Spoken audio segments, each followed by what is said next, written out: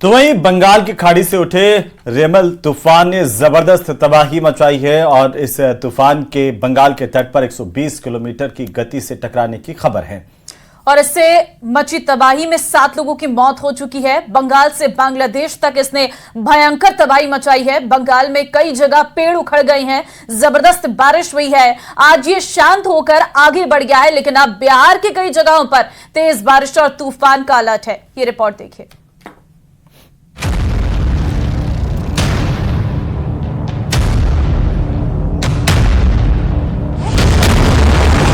135 kilometre की रफ्तार से आए बवंडर ने बंगाल से बांग्लादेश तक तबाही मचा दी।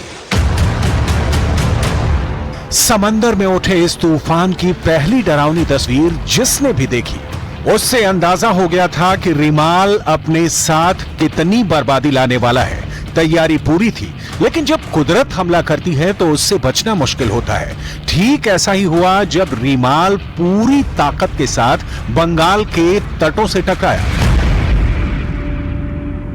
सावधान सावधान सावधान, ये जानकारी आपको भारतीय तटरक्षक की तरफ से दी जा रही है। समुद्र में तूफान आ रहा है, आपसे अनुरोध है कि आप नजदीकी बंदरगाह की तरफ चले जाएं। सावधान सावधान सावधान। 135 किलोमीटर प्रति घंटे की रफ्तार से आए तूफान ने कई घरों की छत को उड़ा दिया।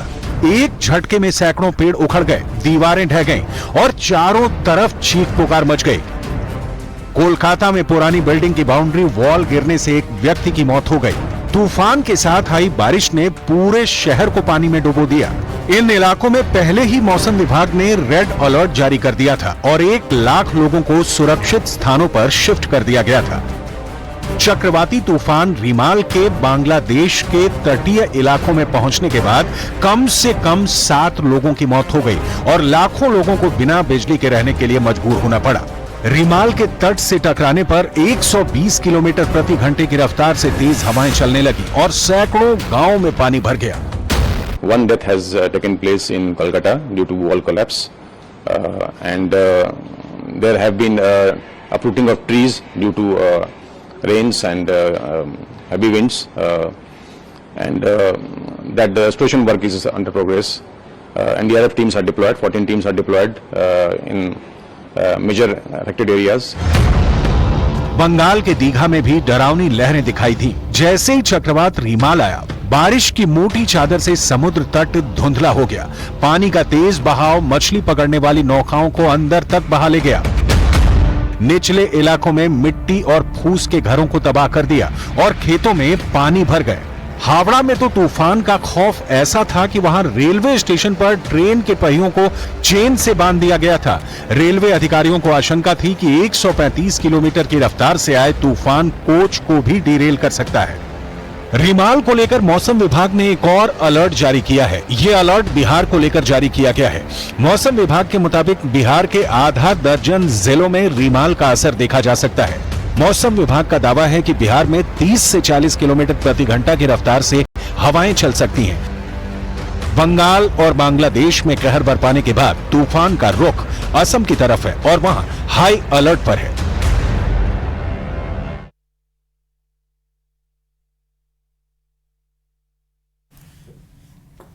चलिए आगे बढ़ते हैं। प्रधानमंत्री नरेंद्र मोदी को ऐतिहासिक जीत दिलाने के लिए बीजेपी ने पूरी ताकत झोंक दी है। काशी की गली गली में केंद्र और प्रदेश सरकारों के मंत्री वोट मांग रहे हैं। तो वहीं उत्तर प्रदेश के मुख्यमंत्री योगी आदित्यनाथ और मध्य प्रदेश के मुख्यमंत्री मोहन यादव की जनसभाएं भी हो रही हैं और अगले 3 दिनों में 20 से ज्यादा मंत्रियों का काशी का दौरा होने वाला है। और यह सब इसलिए है क्योंकि काशी में 2014 और 2019 से बड़ी जीत दर्ज करनी है। वहीं आपको ये रिपोर्ट दिखाते हैं।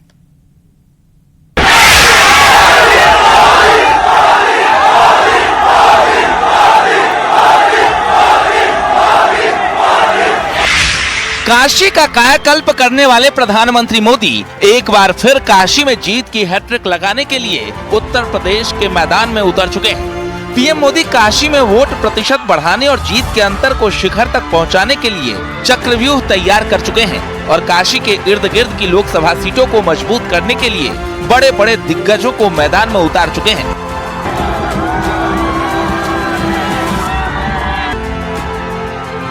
प्रधानमंत्री नरेंद्र मोदी को ऐतिहासिक जीत दिलाने के लिए बीजेपी ने पूरी ताकत काशी में लगा दी है।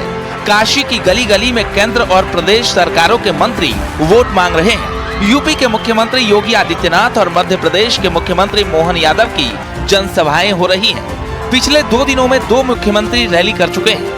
डिप्टी सीएम और 3 केंद्रीय मंत्रियों का दौरा हो चुका है। यूपी सरकार के 6 मंत्री बैक टू बैक प्रचार कर चुके हैं। तो अब अगले 3 दिनों के लिए बड़े बड़े योद्धा काशी के मैदान में नजर आने वाले हैं। उस ऊर्जा के साथ दिन रात एक करके समाज के काम में जुटूं और समाज मंगलमय रहे, सब खुश रहें, सुख शांति रहे, देश आगे विकास करे और मोदी जी के नेतृत्व में जिस तरीके से देश आगे बढ़ रहा है उसे और ताकत प्रदान हो उस शक्ति को।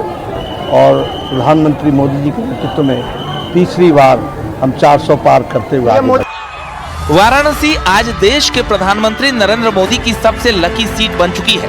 वो लगातार तीसरी बार इस सीट से चुनाव लड़ रहे हैं और बीजेपी भी पूरी ताकत काशी में लगा चुकी है। गृह मंत्री अमित शाह की रैली हो रही है। बीजेपी अध्यक्ष जेपी नड्डा दौरा कर रहे हैं। इन दिनों 20 से अधिक मंत्रियों का दौरा जारी है।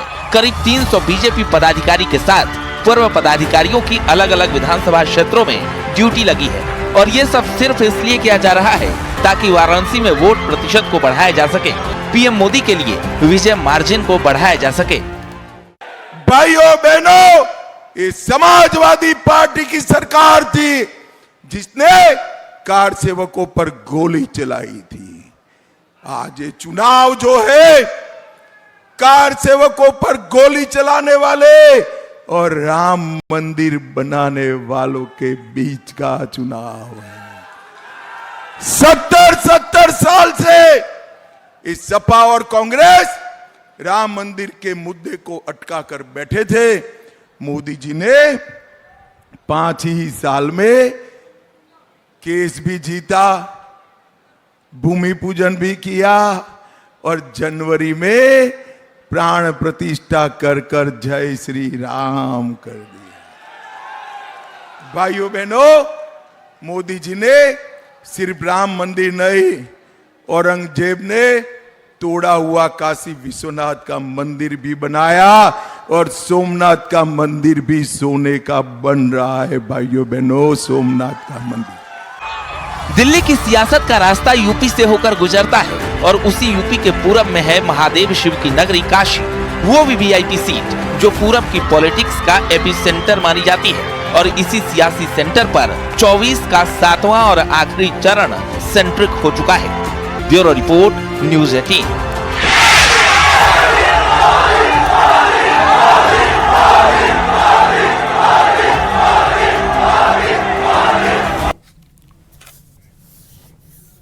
और चाहिए वक्त एक छोटे से ब्रेक का। आप देखते रहिए प्रदेश का नंबर 1 न्यूज चैनल।